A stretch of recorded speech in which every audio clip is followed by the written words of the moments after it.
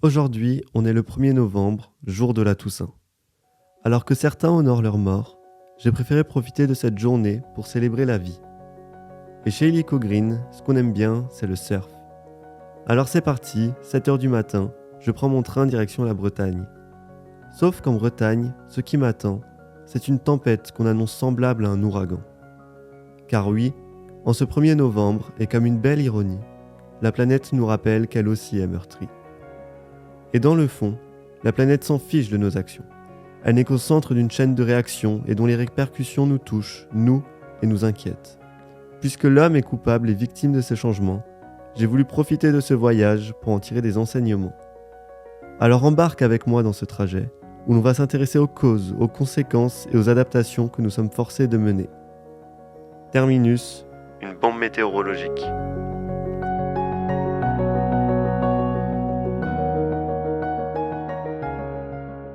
Voici Katrina, un ouragan, Emnati, un cyclone, et Haikyuu, un typhon. Leurs différences, leur lieu de naissance. Commençons par mieux comprendre ces phénomènes.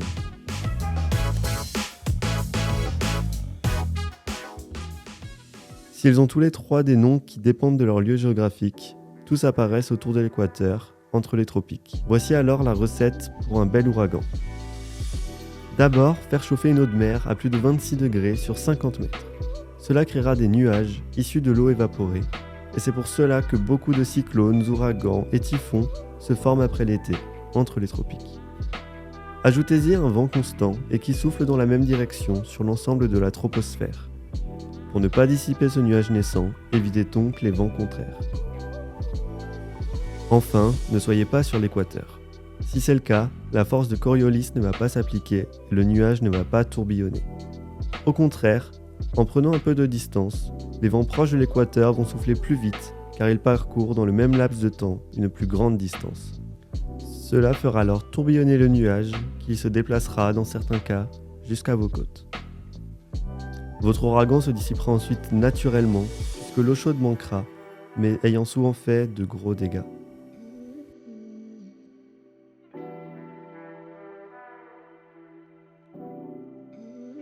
Ici, le phénomène n'est pas né dans les tropiques, on peut donc difficilement parler d'ouragan, mais plutôt de tempête, voire de bombe météorologique. La tempête Ciarán est née d'une dépression. Comme avant, de l'air chaud monte dans l'atmosphère et réduit la pression. Mais ici, la dépression s'est brusquement accentuée au large des côtes bretonnes. C'est à ce moment que la bombe détonne. Si le nom de ce phénomène importe peu au final, sa puissance implique toujours une grande vigilance. Des vents à plus de 170 km/h classent Ciarán en catégorie 2 sur l'échelle de Saffir-Simpson. Autant que les ouragans, la tempête joue dans la cour des grands. Vient alors la question tant attendue.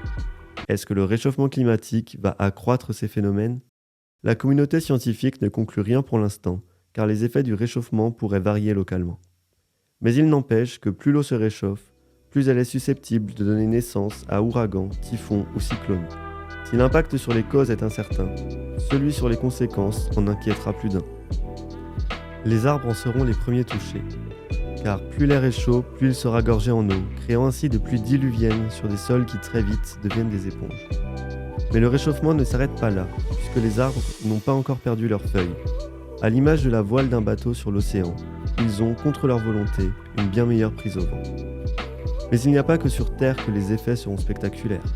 En mer, les vagues atteindront jusqu'à 8 mètres, s'engouffrant sur les côtes, les premières maisons et leurs hôtes. Elles seront bien aidées à l'avenir par la montée du niveau de la mer, qui, par notre faute, s'accélère. On aura ce soir une première idée, puisqu'avec la dépression, c'est de près de 2 mètres que le niveau moyen va grimper.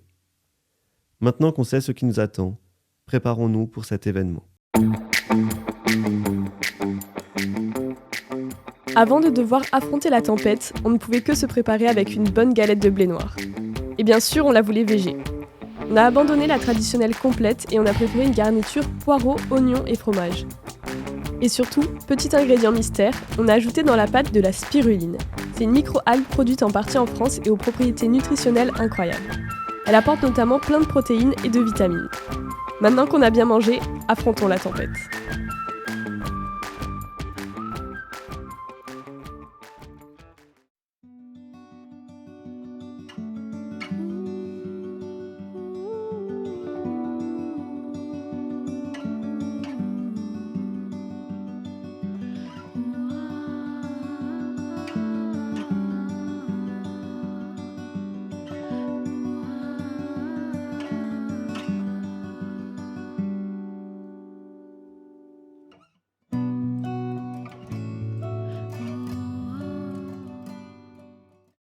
16h, H-3, et on vient de finir une séance de surf. Il y a encore pas mal de monde, mais la tempête approche.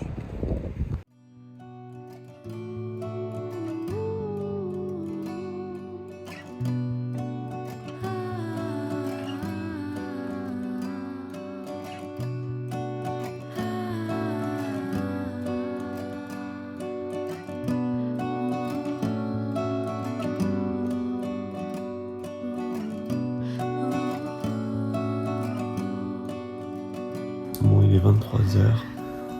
Là, on va profiter des rafales qui sont qu'à 80 km/h pour aller dormir et on verra demain les résultats.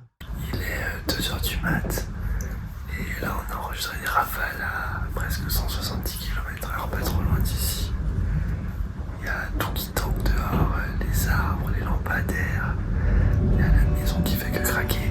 Mais bon, tout tient pour un moment.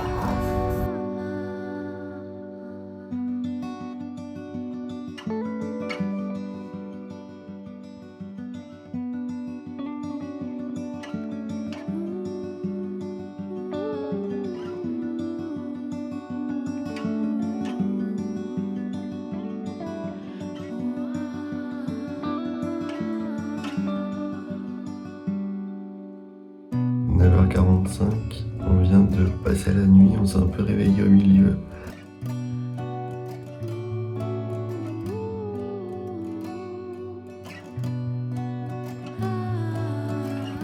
Au cœur de la tempête, les bourrasques ont emporté les embruns.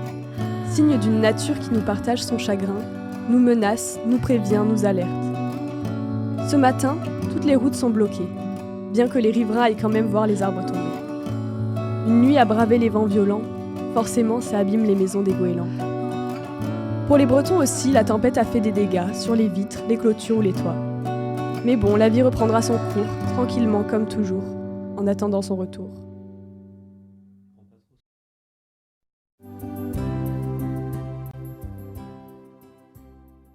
Même si la tempête a secoué la Bretagne, la région y est habituée.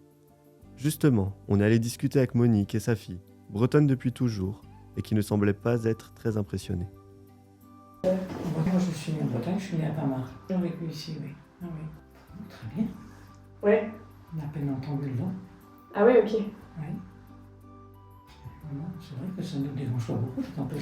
Moi, j'ai toujours vécu au bord de mer. La tempête qu'il y avait eu en 87, c'est une tempête que beaucoup de gens, vous étiez peut-être pas nés à l'époque, et beaucoup de gens se souviennent encore. À Quimper, il y avait les Allégons de Maria. Moi, à l'époque, j'habitais Brest. Je vivais en coloc et on était à 4 dans l'appart, mais les 3 autres, ils n'avaient pas dormi toute la nuit. Moi, ils pensaient que j'étais blotti dans mon lit. Et puis quand ils ont ouvert la porte, ils ont vu que je dormais tranquillement. Et le lendemain matin, ils m'ont dit « Mais comment t'as fait pour dormir ?» Vivre au bord de mer, c'était un peuple de marins donc, qui allaient en mer, qui les gens avec qui j'étais à l'école, c'était tous tous leurs parents allaient, tous leurs pères allaient en mer.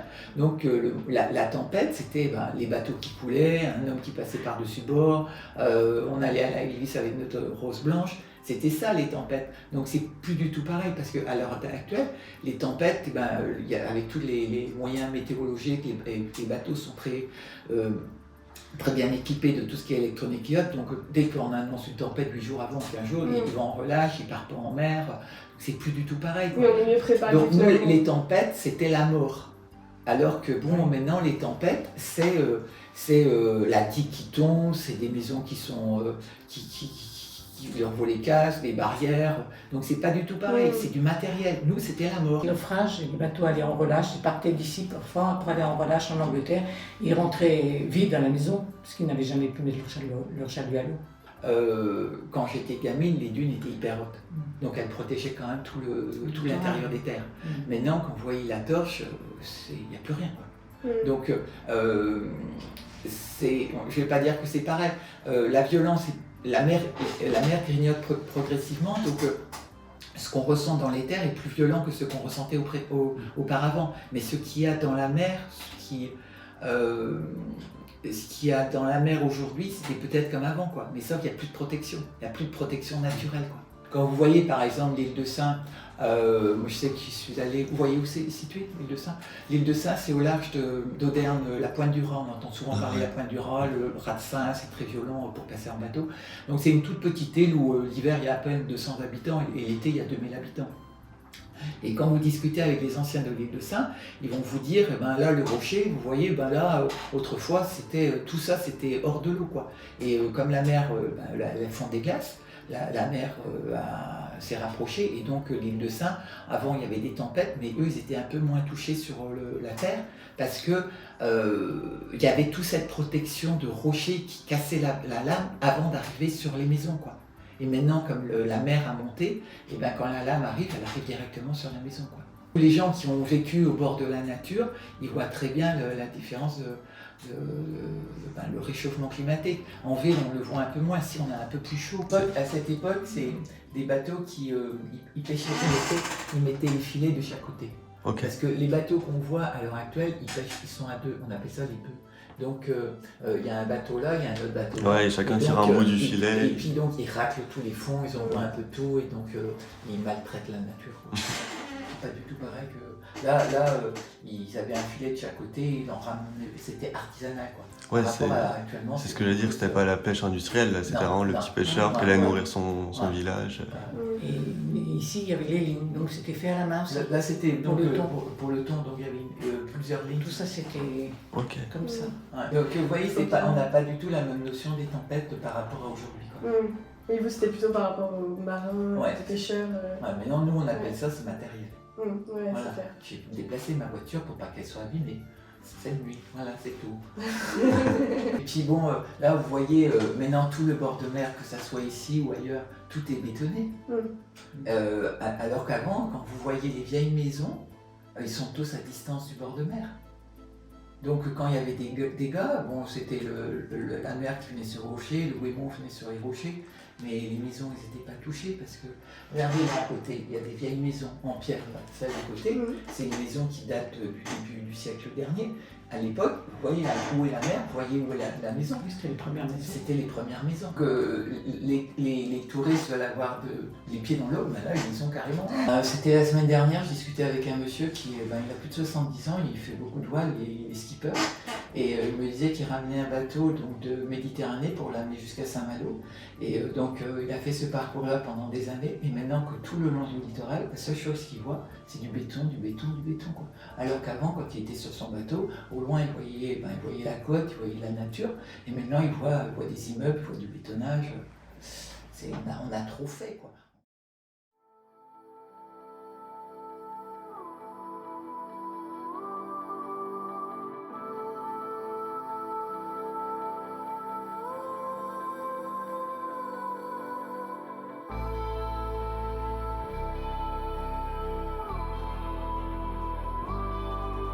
Merci de m'avoir accompagné dans ce voyage.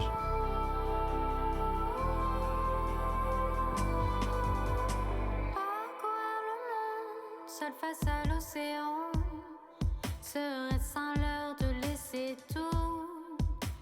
Seul face à l'océan, t'éclaires le noir de mes pensées, comme une lumière que je vois les paupières fermées. Merci de m'avoir accompagné dans ce voyage. J'espère vous avoir éclairé sur ces phénomènes aux puissances démesurées. Bravons maintenant une tempête qui demandera bien plus de courage, pour qu'au crépuscule du réchauffement, nous atteignions ensemble le rivage. Comme une éclaircie qui, après ce trajet mouvementé, perce enfin les nuages.